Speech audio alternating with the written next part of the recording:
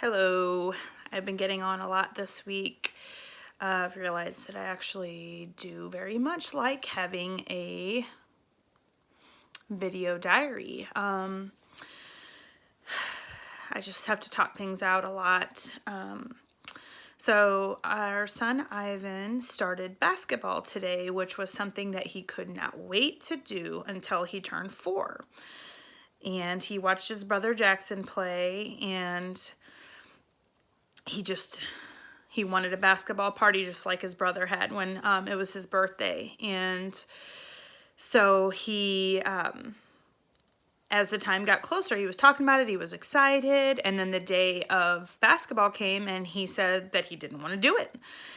And so, he has a newfound anxiety about a lot of things, a lot of unknowns for him now that he has a harder time with.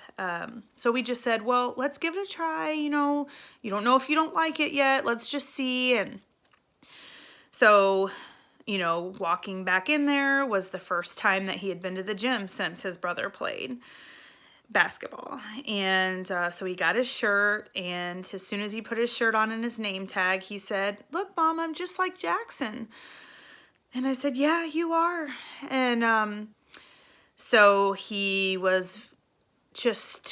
really needs us to be around and to reassure him. And he just needs a lot of security and reassurance from us. And so he kind of didn't really want to do what everyone else was doing. And part of that, I feel, for him is needing a sense of control, because he feels out of control since his brother died.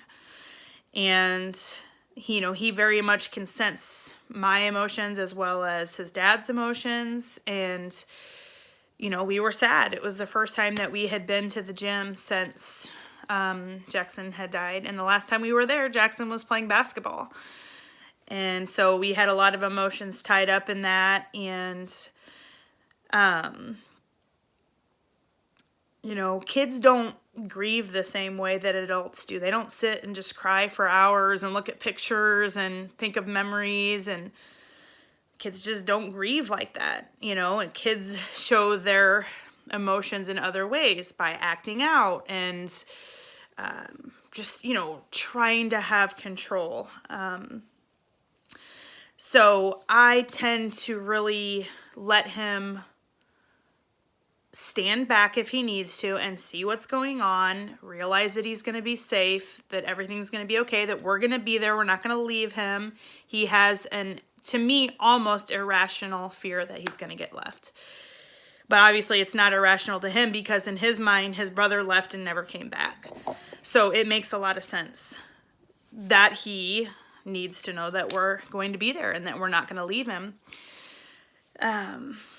And so my husband and I kind of didn't see eye to eye on that. He said, well, maybe he's just not ready. And I said, well, maybe we just need to help him work through his anxiety. Jackson never had anxiety.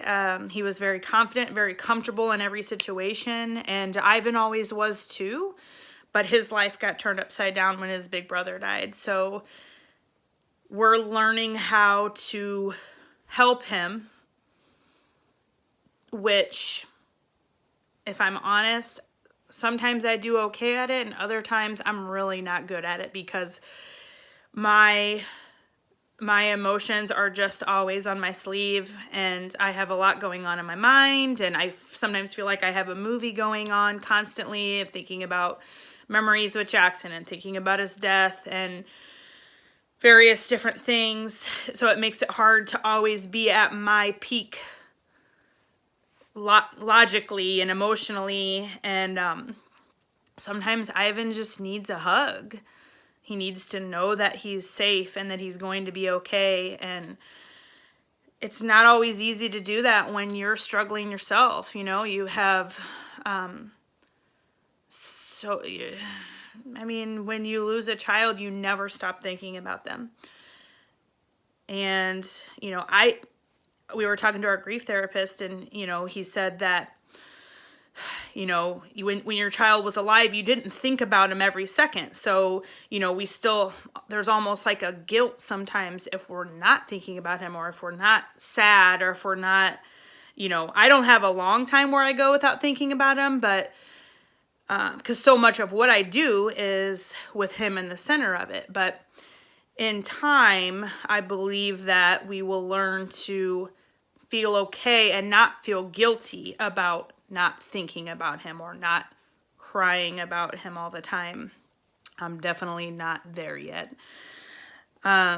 So, just learning how to help him through his anxiety is something that I'm still learning how to do. But I can recognize when he's anxious. Since I'm with him all the time, I recognize his signs a little bit more.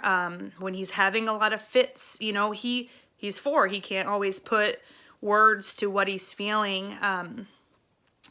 So, that's something that we're kind of working on. And I'm hoping that in time, connecting with other parents who've lost young children and then also have young children at home, I'm hoping that I can get more resources as well as share more resources so that we can help each other out, because I'm quite sure that Ivan isn't the only person, the only 4-year-old who's lost a sibling.